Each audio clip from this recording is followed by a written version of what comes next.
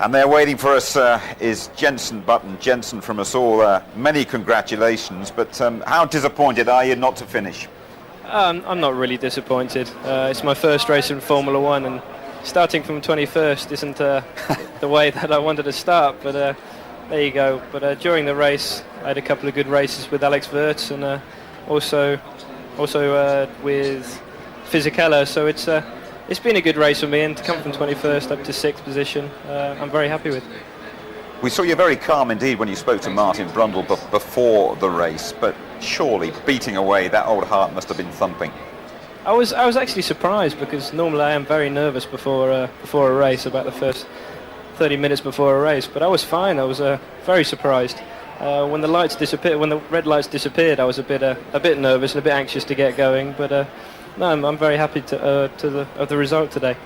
Were there any memorable incidents that you will take from this race, and when you'll look back when you're bouncing your grandchildren on you and you say, yeah, I remember my first race in Australia?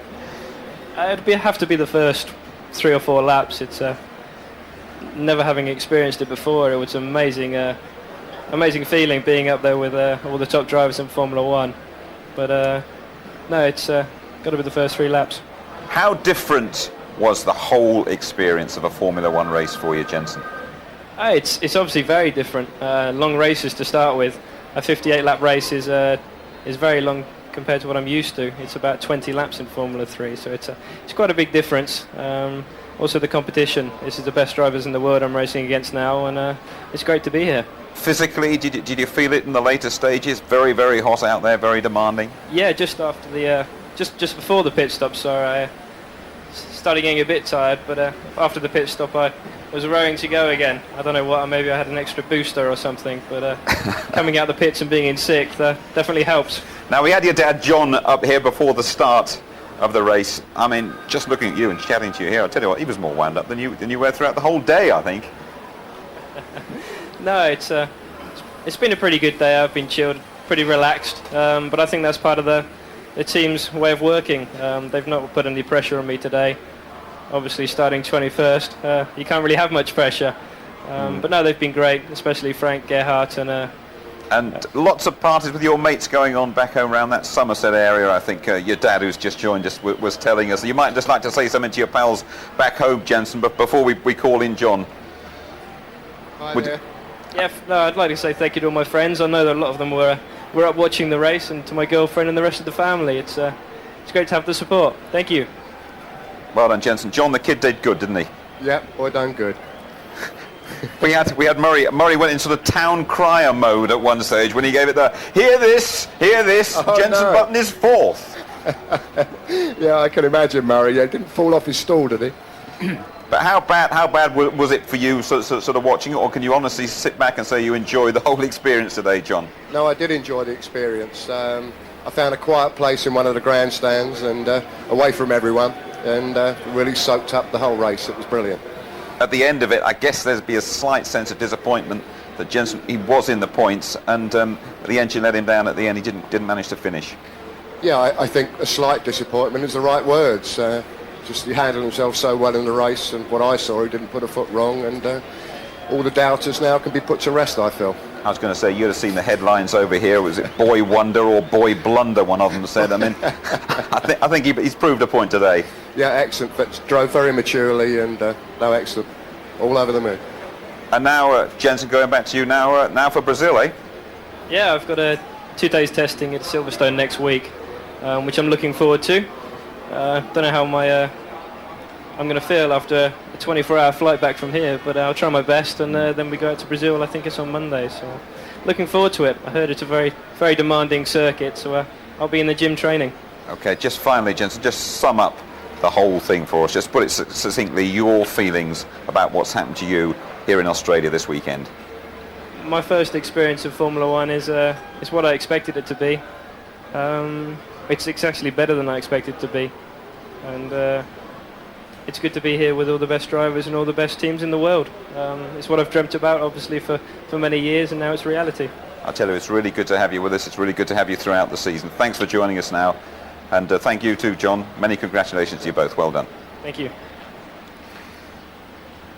Well, I'll tell you what is he, 20 years of age? I mean, handles it all without a flicker, doesn't he? Do you know what? He was online there to finish with 1 World Championship point, which would have equalled the great Alain Prost. I mean, I was assistant team manager at McLaren when Prost did that for us at the first race, in not a very competitive car. And to be fair, you know, the BMW Williams isn't the best out there yet. It may be. He was on course to do that, but as his father said, he's proved all the doubters wrong. You know, he had problems in the gym, he pulled a muscle in his back, he's accelerated his training program. He has quite a frail body, because the body has to get used to a Grand Prix properly. Their neck eventually comes out to here like Nigel Mansell's used to be. Their pecs and all the things they need to drive one of these big 800 bhp beasties. But he was saying there, Tony, no problems physically, really. Took it all in his stride. And as he said, I mean, starting from the back row, working himself up to a finish and a possible points finish as well. It was just a terrific achievement. Well, you've met him. When you come across somebody who is a real star, someone like Schumacher, you don't see a bead of sweat. I didn't see him looking flustered at all there. He didn't look as if he'd been put through the mangle machine, but he has.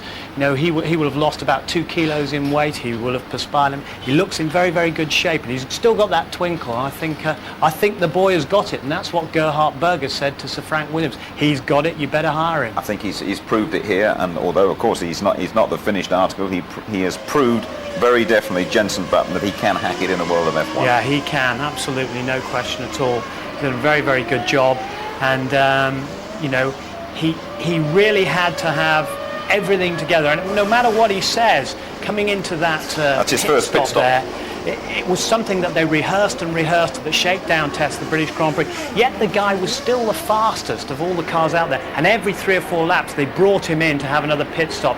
This is the agony for him. He must have just felt that engine let go as he's coming up towards turn 3 there, and just guiding it gently towards the shale and out of harm's way when it feels let go. And although he'd be disappointed, he will have felt, look, I've shown everybody what I can do. Was he dangerous out there? No, I thought his track craft was brilliant, you know, and no one's had any complaints. That's not to say he has to prepare for that in the future. There's bound to be some altercations in the topsy-turvy Formula One world. Good. Tony, thank you very much indeed. We're going to leave you for a couple of minutes. There's a lot more for us to discuss about the Australian Grand Prix. We will be right back.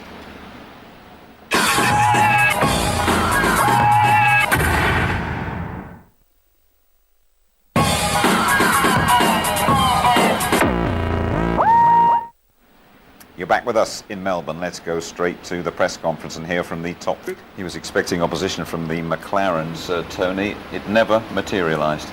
No, it didn't, and that is an amazing thing, because while Ferrari spent so long in the wind tunnel trying to land with the wheels turning, as you said, the miles that these guys put on, you know, Coulthard in particular, did all the work during the winter, trained like crazy. They even grafted on the 2000 rear end with the 2000 engine onto a 99 chassis, run around with that, tested all the components, and here we are early in the Grand Prix coming in with this problem. The same problem as Ron Dennis said that they identified yesterday with the valve gear, the pneumatics relating to the valve gear. We saw them playing around with the pipes, and there's Coulthard. He went back out and he had to retire, and the same thing affected Mika Häkkinen. This is exactly what Häkkinen wanted to avoid. He said, please, please, please, we want to be there from the first race. I don't want to have to go through the agony that we went through last year. That's what he must have been thinking as he retired from this first race. Okay, there's 17 this year instead of 16. But one thing Ron said there, he said, we were conserving fuel well. This new Mercedes engine, when it's on stream, better watch out, because it's very fuel efficient and fast. Thanks, Tony. Well, agony then for McLaren, not so for Jacques Villeneuve. Villeneuve, the former world champion, scoring the first points for British American racing. Jacques, what a brilliant way to start the season.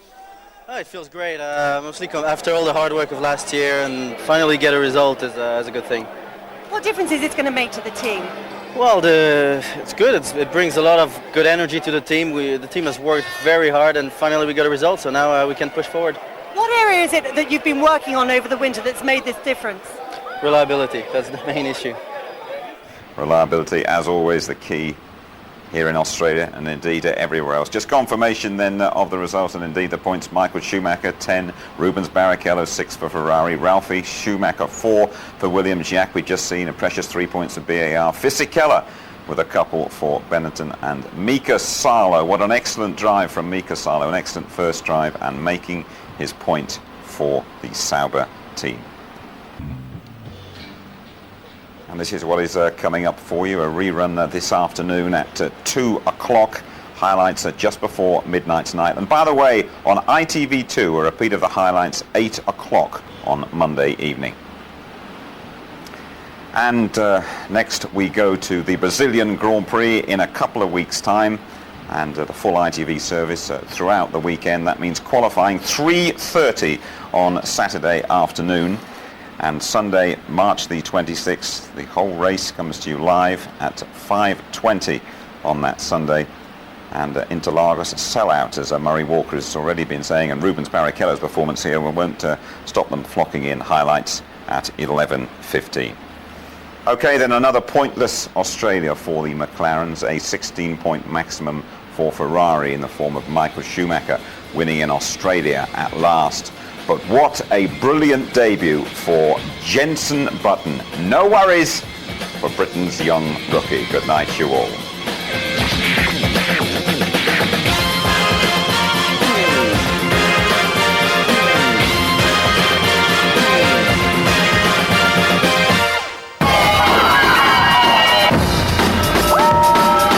F1 on ITV in association with Texaco.